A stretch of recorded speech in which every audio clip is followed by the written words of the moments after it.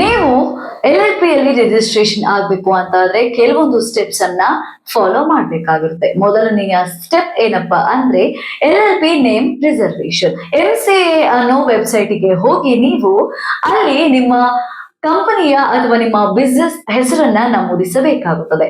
ನಂತರ MCA ಅಲ್ಲಿ ಇರುವಂತಹ ಗೈಡೆನ್ಸ್ ಅನ್ನ ನೀವು ಫಾಲೋ ಮಾಡಬೇಕು. ಹಾಗೆ ಯುನೀಕ್ ಆಗಿರುವಂತಹ ಹೆಸರನ್ನ ನೀವು ಕೊಡಬೇಕಾಗುತ್ತದೆ. ಇನ್ನು ಎರಡನೆಯದಾಗಿ ಡಿಜಿಟಲ್ ಸಿಗ್ನೇಚರ್ ಸರ್ಟಿಫಿಕೇಟ್. ಎಲ್ಲ ಪಾಲುದಾರರು ಕೂಡ ಈ ಸರ್ಟಿಫಿಕೇಟ್ ಅನ್ನ ಪಡೆಯಬೇಕಾಗಿರುತ್ತದೆ. ಇದು ಕಡ್ಡಾಯವಾಗಿ ಮುಖ್ಯವಾದ ಸ್ಟೆಪ್ ಆಗಿರುತ್ತದೆ. ಇನ್ನು ಮೂರನೆಯದಾಗಿ ಡೆಸಿಗ್ನೇಟೆಡ್ ಪಾರ್ಟ್ನರ್ಸ್ ಐಡೆಂಟಿಫಿಕೇಶನ್ ನಂಬರ್. ಈ ಬಿಸ್ನೆಸ್ ಅಲ್ಲಿ ಯಾರೆಲ್ಲ ಪಾಲುದಾರರು ಇರ್ತಾರೆ ಈ ನಂಬರ್ ಅನ್ನ ಪಡೆಯಬೇಕಾಗಿರುತ್ತದೆ.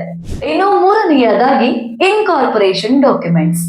ಇದರಲ್ಲಿ ಪಾಲುದಾರರ ವಿವರಗಳು, ಇನ್ನು ಬಿಸ್ನೆಸ್ ಎಲ್ಲಿ ನಡೆಸ್ತೀರಾ ಅನ್ನೋ ಅಡ್ರೆಸ್, ಹಾಗೆ ಅಗ್ರಿಮೆಂಟ್ ಡಾಕ್ಯುಮೆಂಟ್ ಮುಂತಾದವುಗಳನ್ನ ನೀವು ಮೊದಲನೇದಾಗಿ ತಯಾರಿಸಿ ಇಟ್ಟುಕೊಳ್ಳಬೇಕಾಗುತ್ತದೆ. ಇನ್ನು ಆರನೆಯದಾಗಿ ಇನ್ಕಾರ್ಪೊರೇಷನ್ ಸರ್ಟಿಫಿಕೇಟ್. ರಿಜಿಸ್ಟರ್ ಕಂಪನಿಗಳಿಂದ ನಿಮಗೆ LLP ಸರ್ಟಿಫಿಕೇಟ್ ಸಿಗುತ್ತದೆ.